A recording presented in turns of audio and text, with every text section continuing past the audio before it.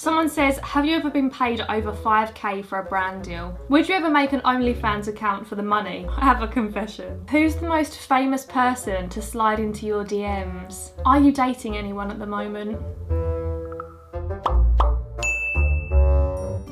Honestly, hand on my heart, feel like I've outdone myself with my lunch today. In my humble opinion, this is the leftover lunch of dreams. We've got chicken goujons, we've got carrots and hummus, we've got pesto pasta, a little bit of vegetable couscous, some coleslaw, we've got olives, barbecue crisps, breadsticks, the elite of the elite, and to finish off, some of my favourite biscuits. Thank you for coming, my friends. Please feel free to show yourself out. So I know that generally speaking, mukbangs are supposed to be a load of unhealthy food, eating, chatting. I am going to be eating and chatting, but we're in a lockdown right now. So I've asked you guys over on Instagram for some questions to answer while I have my lunch. We can all eat lunch together. And I promised you guys that this would be my most honest Q&A yet. I think I've set myself up for disaster, but let's get started. I hope you haven't been too savage. Oh, you have. Olives are such a superior vegetable? Is it a vegetable? What the hell is an olive?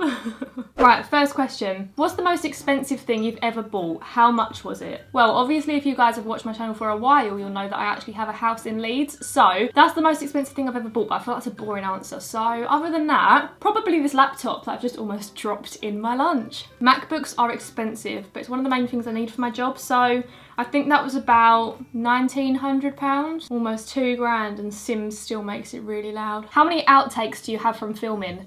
A lot. I get my words wrong all the time. It's one of the main reasons why I don't like filming collabs, because I feel so self-conscious about it. I think my mind goes too fast for my mouth. So when I'm talking, I'll like stutter on my words or get words wrong or mix things up, and I've got to start the whole sentence again, and it honestly happens so much. But the thought of doing that, I've just done it then. But the thought of doing that with someone else next to me, slightly terrifying. How much money do YouTubers really get paid?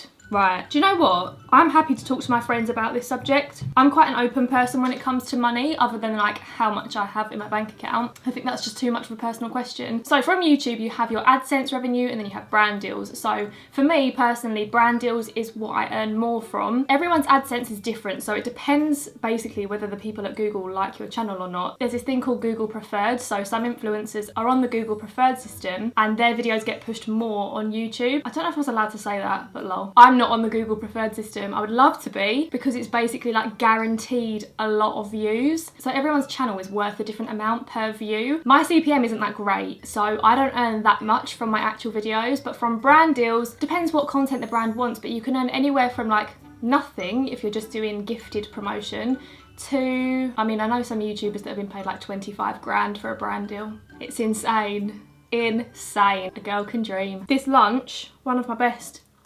A meze platter is where it's at. Quite a few people have asked, have you ever kissed a girl? Have you ever done stuff with a girl? I am completely straight. I feel like every girl has kissed their mates on a night out. Nothing like intense, but a little peck like, oh, I love you, babes. Do you know what I mean? Other than that though, I'm as straight as a ruler, unfortunately, because men, why would anyone choose them? Someone else asked, have you ever been embarrassed to tell someone that you are a YouTuber?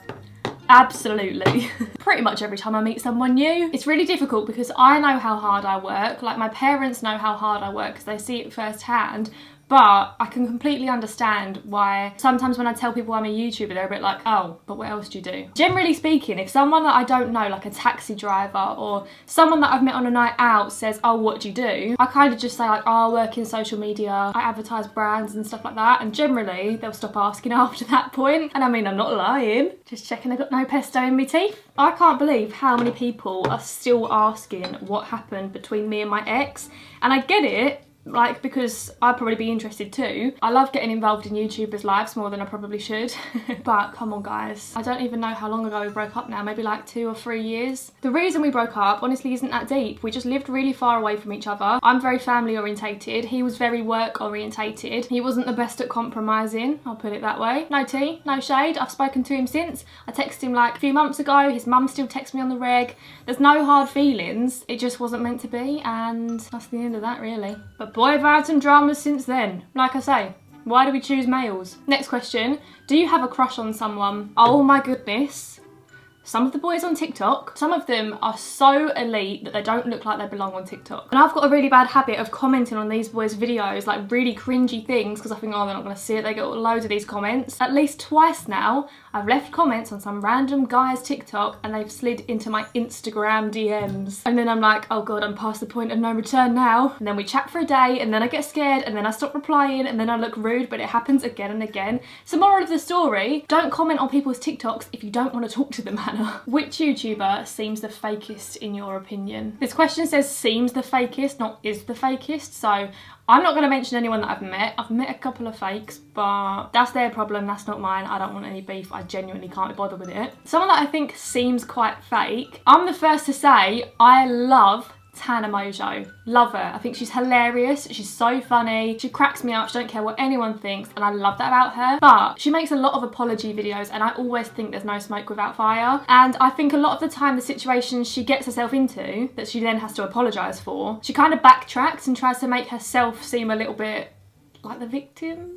That sounds really mean, but I don't know, I feel like she probably can be a bit of a diva, like with her recent MTV shows and stuff like that, how she was saying it was edited wrong and it was edited to make her look like that. But I think, how far can editing go to make you look like someone you're completely not? In that way, I think she's probably quite fake, but everyone's got to be a bit of a diva in this industry. You have to put your foot down. You have to know what you're worth. And I think having a little bit of diva in your personality is great. Just tell people you're a bit of a diva. Embrace it. Someone says, have you and Freddie ever slept together? Absolutely not. Also mentioned, I'm as straight as a ruler. Freddie's about as straight as a roundabout. So no. Someone says, have you ever had a one night stand? And I actually haven't. Whenever I've been on a night out, I've been with my best mates, and I love being with my best mates so much that I want to wake up in the morning with them and gossip about the night before. I don't want to be going back to some random boy's house. I want to be waking up in my best mate's bed, laughing at pictures from the night before, making some scrambled egg on toast and having a cup of tea, in my cosy PJs, having done my skincare routine the night before, thank you very much. Do you think your ex still watches your videos? I don't think so. I do sometimes wonder if his girlfriend has ever watched my videos though, because like, I would. I definitely would. There's still a video on my channel with him in it. If she says she didn't watch that, she's lying to herself. Maybe I'm just psychotic, who knows? Would you ever make an OnlyFans account for the money? Do you know what? I think if you answer no immediately to this question, you're in a very privileged position, because my initial thought was no, I'd never do that. But the reality is, if one day I had a child to provide for, I couldn't get a job, if the only way to provide for my child was to like set up something like an OnlyFans or something similar in that kind of industry, absolutely I would do it. I would have to provide for that child. There's not any part of me that would be like, no, I'm not doing that because people might think it looks bad. My child would come first. So I think if you're in a position to say no, never ever would I have to do that, that's a very privileged position to be in. I hope that makes sense. Next question is, what's happening with your Candid shop? So obviously we put the launch on hold because of coronavirus, and we didn't want to put the workers at risk, and it just didn't sit right with me. And I know you guys were really excited about it, but it is still coming. I'm currently working on a new product to launch with the collection when it can finally go live, but I just want to make sure that everyone is safe and well. And basically, as soon as I know that you can place your order and you're going to get your order fairly soon, then we'll launch. Could you be with someone who doesn't want children? Honestly, no. I would rather be single my entire life than be with someone that doesn't want kids. And then on the other hand, if someone did have a child, I think I would be fine with that. I haven't been in that situation yet, so you don't really know, but I feel like if I met someone on a first date and they said, oh, my little girl's 3, yeah, it would be a bit like, I wish they'd had that experience with me first. But at the end of the day, a child is a blessing, whether it's yours or not. And I do think I'll be able to love someone else's child, but we'll see. Are you dating anyone at the moment? Don't know why I'm being all suspicious, because absolutely not. Not gonna lie though. I have a confession. When I made that Tinder video a few weeks ago, I didn't delete it straight away. I kept Tinder on my phone for about a week, I think. Chatted to some different people, exchanged Instagrams, not my main Instagram account. I have another account that I would rather give to people because, like I said before, I don't want to tell people I'm a YouTuber straight away. So like we were chatting and a couple of them were really, really nice. But then I get to a point where I think, oh, I can't be bothered with this anymore. I honestly don't know how to overcome this hurdle, because is it ever going to change? Favourite pasta shape? The spirally one, but it's like a tight spiral. I'll put a picture of it. And this one that's like a bow. Someone says, have you ever been paid over 5k for a brand deal? Only one time. For a lot of YouTubers, That's the regular, but not for me. I actually feel the more I get paid for a brand deal, the more nervous I get about it, because I've dropped my pasta and my hummus. If that ain't symbolic of 2020, I don't know what is. Yeah, I feel more nervous about it because I feel like I need to impress. What's your opinions on different types of contraceptions? So the contraception that I use is the pill, and I've never had the implant or anything other than the pill. I think honestly you just got to find what works with you. I feel like I was really lucky in that I went on the pill when I was about 15, and I actually started going on the pill because I was going on holiday to Florida and I didn't want to get my period while I was on holiday, so started taking it then, and then I think I just stayed on it from then, which is bad because now I've been on it for like 6 years and I've been on the same one, which is microgynon, but it's always worked for me, so I think why fix what's not broken? But saying that, the only side effect that I do get from my pill is when I start taking it again after a break, on about the 3rd or 4th day I feel really sad, but now I know that that's because of my pill. It doesn't really bother me. But if you are having issues with your different types of contraception, honestly just go to your doctors and like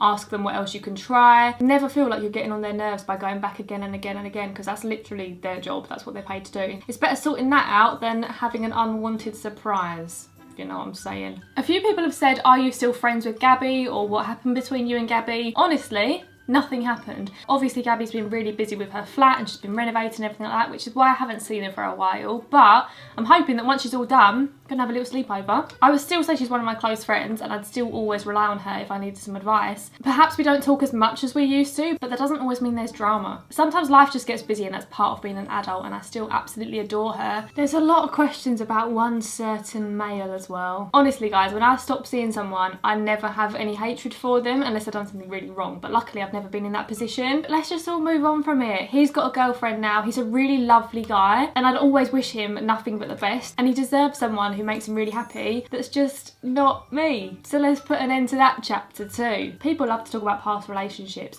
To be fair though, so do I. If you ever meet me in person, I'll probably tell you all the goss. Oh, who's the most famous person to slide into your DMs? Oh, I'll just say British singer, quite famous. Crunch, crunch, crunch. Oh, this is a good question. Someone says, this is sort of random, I might have just not seen it, but are Jasmine and Daisy your nieces? So, Jasmine and Daisy, who I filmed this video with, technically, I think they're my second cousins, or my cousins once removed, I don't know.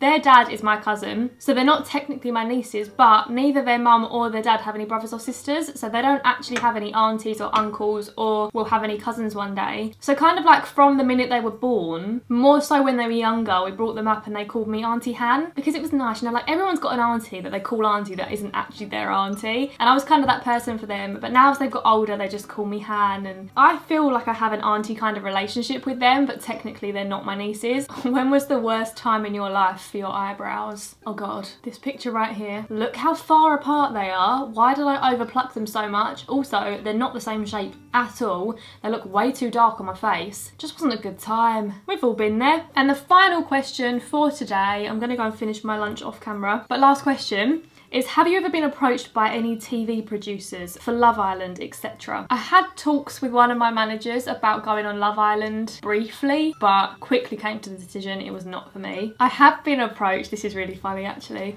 so I have been approached before by the casting team who do, what's that programme called? Flirty Dancing, that programme that Ashley Banjo does, where two people learn how to dance separately and then they meet up on a date and their first date is dancing together. Can you imagine me on that? Imagine it. 1, I'm horrific at flirting. 2, I'm horrific at dancing. Flirty dancing, it would be hilarious. It would also be the most embarrassing thing of my life. And the other TV show, I actually had a few calls last year with the producers of First Dates. I would love to go on First Dates, but this is funny, they couldn't find me a match.